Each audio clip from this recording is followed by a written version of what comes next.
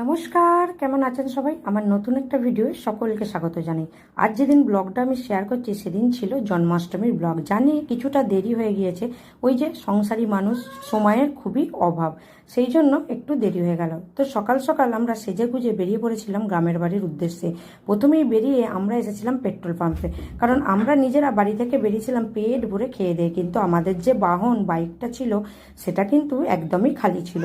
সেটাকে ভর্তি করার জন্য আমরা পেট্রোল পাম্পে এসেছিলাম। আমরা একদম ফুল ট্যাঙ্ক পেট্রোল ভরে নিলাম, আর পাশেই ছিল রেল লাইন, আর ওই দেখুন কি সুন্দর ট্রেন যাচ্ছে। তো পেট্রোল ভরে নিয়ে আমরা এবার রওনা দিলাম বাড়ির উদ্দেশ্যে। রাস্তায় আমাদের ব্যাগগুলো একটু খুলে গিয়েছিল, সেই জন্য আমার বর আবার বেঁধে নিল, আর মেয়েটা এদিকে খুব বদমাইশি শুরু করেছিল।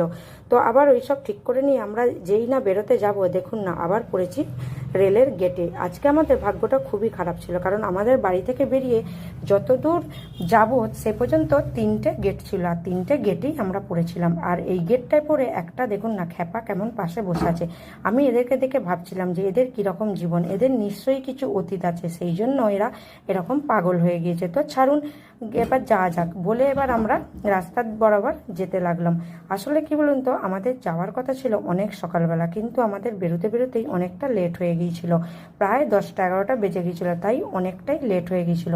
আর রাস্তায় ছিল প্রচুর জ্যাম, আর ছিল একটু একটু ছাড়া ছাড়াই গিয়ে গিয়ে গেট। ওই যে বললাম আজকে ভাগ্যটা আমাদের খুবই খারাপ ছিল। আর আমরা সম্ভবত এই বাইকে করেই যাওয়া আসা করি, কারণ আমি বাইকটাকে খুব প্রেফার করি। বাইক আর ট্রেন আমার এই দুটো খুব পছন্দের জিনিস, আমি যেখানেই যাই এই দুটোই আগে বেছে নিই।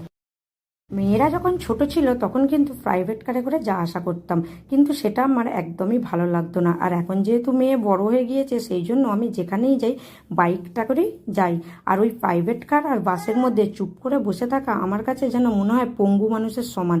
আর খোলামেলা পরিবেশ দিয়ে যাওয়া আসার একটা মজাই আলাদা। আর এই দেখুন না, আপনাদের সাথে কথা বলতে বলতে আমি একদম বাড়িতে পৌঁছে গিয়েছি, সেটা আমার মনেই নেই।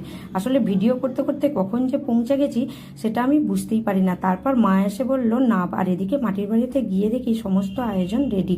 এই দেখুন না, এখানে আমার বৌদিরা করছে জন্মাষ্টমী পুজোর আয়োজন, আর ওদিকে বাড়িতে আমার মা করছিল সত্যনারায়ণ পুজোর আয়োজন। এখানে আমার জন্মাষ্টমী পুজোটা আমার ভাইজিরাই করে দেয়, আর এদিকে এই যে বামুন দিয়ে করা হবে সত্যনারায়ণ পুজো। আসলে এটা শ্রাবণ মাসের শেষ সোমবারে করার কথা ছিল, তখন একটু অসুবিধার জন্য আজকের এই শুভ দিনে করা হয়েছে। তো এদিকে বামুন ঠাকুর দেখুন সিন্নি টিন্নি সব মুখে রেডি করে দিয়েছে, এবার বসবে পুজোয়। আর এই সিন্নি মাখাটা আমি প্রথম দেখলাম, প্রথম থেকে শেষ পর্যন্ত আমি সব কিছু লক্ষ্য করলাম, কি কি দিল, কিভাবে কি করলো, সেটাই আমি দেখছিলাম। বেশ সুন্দর কিন্তু সিন্নিটা মেখেছে, দেখতে তো বেশ ভালোই লাগছে। দেখা যাক এবার পুজোর পরে টেস্ট